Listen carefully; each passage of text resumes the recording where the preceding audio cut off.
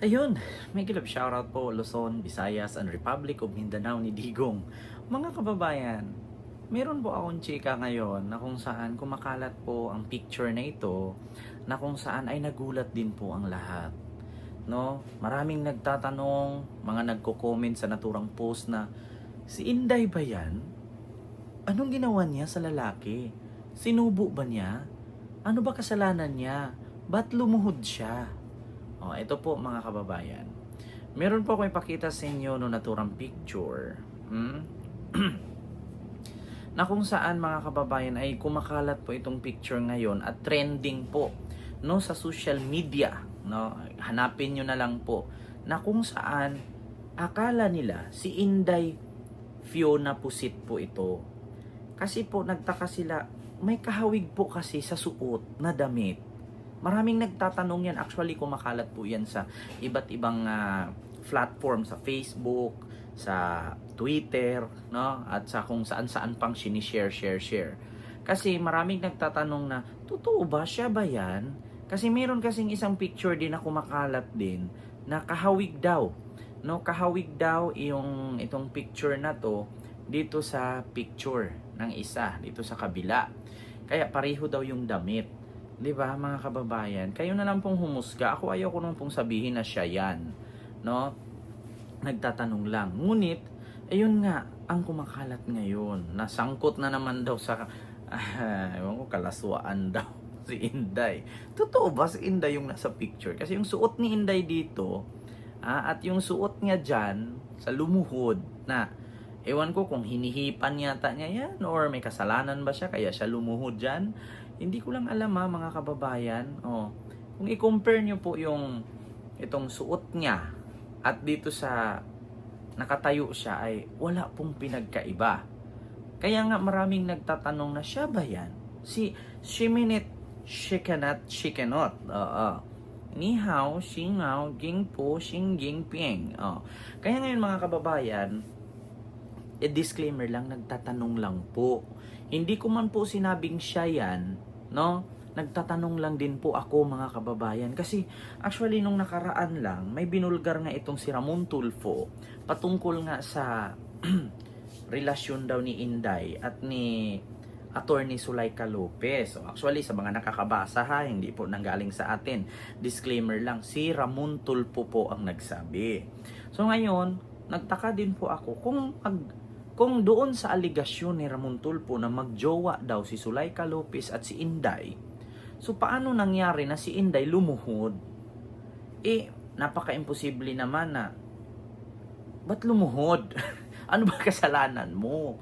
Oo, na ang dapat lang naman luhuran ay simbahan. Bakit lalaki man yung niluluhuran? Oo, tsaka syempre ako, napag-isip-isip ako, meron bang tomboy na lumuhod sa lalaki? Ano yung nagmamakaawa? Kaya yan po ang kumakalat ngayon. Ako po mga kababayan, kayo na lang po ang humusga Actually, para sa akin, gano'n naman po talaga. Kahit sino naman po, pag may mga controversial na issue, may mga di ba yung kumakalat yung pangalan sa social media, gagawan ka ng mga memes. Alam mo yung mga memes na tinatawag nila. Minsan nga nakikita ko si Sir Nino Barsaga, nakita nyo yung kalbo, yung mahilig magmura. Kung ano-ano, minsan naging Barbie, minsan naging sila Pulapo, minsan nakikita ko pa nga nasa pera Oo, pumalit doon sa mukha ni yung sa 1,000.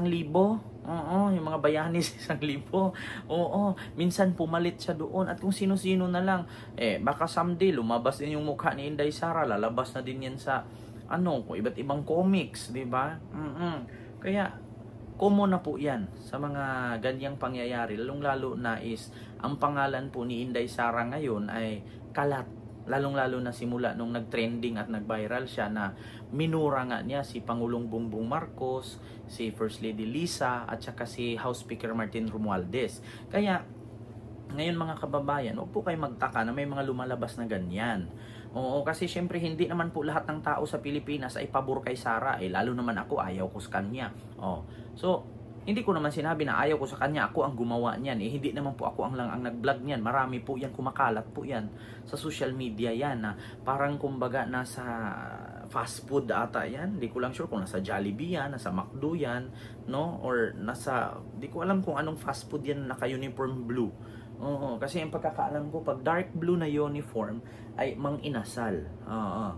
Pero nakakapagtaka lang kasi na, bakit naman po ninyo naisipan na si Inday yan? Ako, nagtatanong lang. Hindi ko naman sinabing siya yan. Naku, kasi kung siya po talaga yan, ay naku, Diyos mio marimar, parang iba na. Hindi na nakakatuwa. Nakakalungkot at nakakasura. Nakakadiri na ang mangyari kung siya man yan.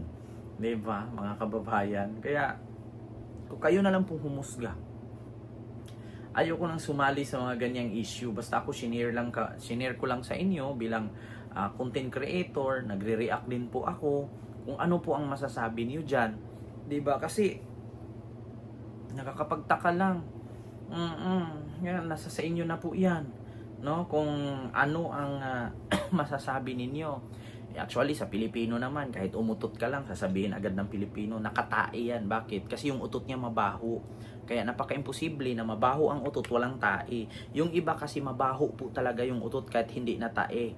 Lalong-lalo na pag nabulok na sa loob ng tiyan.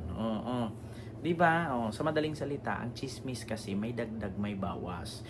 Ang chismis pa, may possibility na totoo, may possibility na hindi. 'Di ba? Kaya maraming nagtatanong at ako din na ano din ako na may tawag diyan eh. Parang na-trigger ako nung nakita ko yung picture. Ay, oo nga, no? Kasi, meron kasing nagsabi sa akin na, Ken, panoorin mo to. Merong isang vlogger na nag-content nito. Ngayon, sabi nga niya na si Inday ba yan? Sabi nga ganun. So, ako naman, na-curious naman ako. Sabi ko, oo nga, i-content ko nga ito. Baka sa comment section ng aking vlog, yung mga viewers ko na nagmamahal sa akin dyan, yung mga loyalista, oo, na mga galit sa DDS na, ay, Diyos ko, kaya i-content ko to, sabi ko, itanong ko sa kanila, baka nakita din nila ito para ma-aware naman sila na, baka may magsabi dyan, ay hindi po totoo yan, fake news po yan, hindi po si Inday yan. So at least nalinawan tayo, kaysa sa makalat pa sa iba at sabihin na si Inday, di ba? Ako hindi ko naman sinabing si Inday yan, nagtatanong lang. Di ba? Kasi kung siya man talaga yan, ay Diyos mio marimar, nakakahiya po, nakakasuka, nakakadiri. Tapos, pag siya man yan, gusto nyo, ganyan ba, public official gusto ninyo? Ganyan bang public servant gusto ninyo? Dinaig pa si dinaig pa si Cesar Montano na bumati noon sa isang konsihal, tapos may nakitang tumakbo na babae, walang suot, walang saplot. Tapos dinaig pa niya sino yung dati? Yung congressman na may padila-dila, si Bini Abante ba yon? Yung lumabas yung dila hanggang dibdib. Tapos may isa pa, yung manyakol na senador ba yun, na manyakol. Kaya, sabi ko sa inyo, nagtatanong lang. Mga loyalista, kayo na lang pong bahalang humusga. Kayo na lang pong bahalang mag-comment dyan kung totoo man o hindi. I-comment nyo po yung tama. Bawal po yung mali. Kasi kung siya man yan, kung totoo man yan, nakakahiya po mga kababayan. Diyos ko, kung ako man po yan, kung kamag-anak ko man yan, ay naku, sasawayin ko talaga. Tanda-tanda mo na. Tapos may pangalan ka pa sa politika, 'di ba? Ang taas pa ng ranking mo, pangalawa ka sa pangulo. Tapos ganyan ka, lumuluhod ka sa taong wala ka namang kasalanan, ba't mo niluluhuran? Ano ba yan? Hinihipan niya yung pusod o kinain niya yung itlog? Kayo na lang po ang mag-react niyan, ha, mga kababayan. So yun lang po yung aking reaction ngayon. Inday, sangkot na naman sa katiwalian. Sa kasuraan. So yun lamang po, mga kababayan Luzon, Visayas at Mindanao. Mag-ingat po kayo palagi. Huwag kalimutan mag-like, mag-share at mag-subscribe. And see you next vlog. God first. Thank you.